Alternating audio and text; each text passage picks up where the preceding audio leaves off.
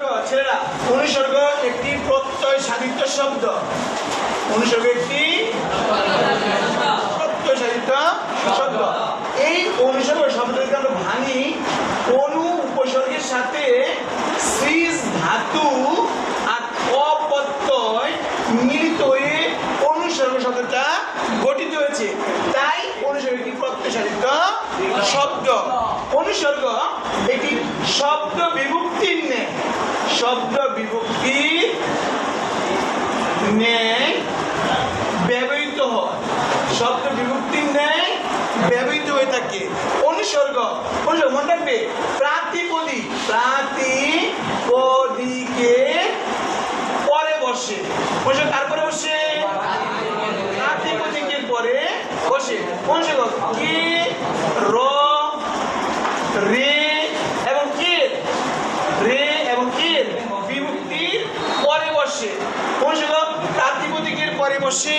অনুসর্গ কে বিভক্তির পরে বসে, র বিভক্তির পরে বসে, রে বিভক্তির পরে বসে, এর বিভক্তির পরে বসে। আমরা কিভাবে চিনবো অনুসর্গ? মনে রাখবে, একটা যোজক বা অব্যয় আমরা বলে থাকি। যোজক বা অব্যয় বলে থাকি।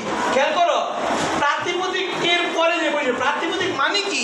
প্রাতিপদিক মানে মৌলিক শব্দ, যেটা আমরা বলি, বা বিভক্তিহীন নাম শব্দ। মৌলিক শব্দ বা বিভক্তিহীন নাম শব্দ। বিভক্তিহীন নাম শব্দ বলে কি? যেমন তোমাকে আমি বললাম, দুঃখ ছাড়া সুখ লাভ হয় না। এই দুঃখ, এই শব্দকে ভাঙা যাবে? এটাকে ভাঙা যাবে না। দুঃখ হলো একটা মৌলিক শব্দ। এই যে প্রাতিপদিকের পরে বসে অনুসর্গ, তাহলে ছাড়াটা এখানে কি? ছাড়াটা হলো অনুসর্গ। আবার দেখো, কে বিভক্তি পরে দেখো, তোমাকে দিয়ে আমার চলবে না। এইখানে দেখো, কে এর পরে বসছে। তাহলে দিয়েটা এখানে কি? অনুসর্গ। তাহলে ছেলে আমরা সবাই বুঝতে পারছি অনুসর্গ। আজকাল অনুসর্গের প্রথম অংশটুকু সবাই চিনলাম। এটা তুমি সবাই পড়ে আসবে। ধন্যবাদ সবাই।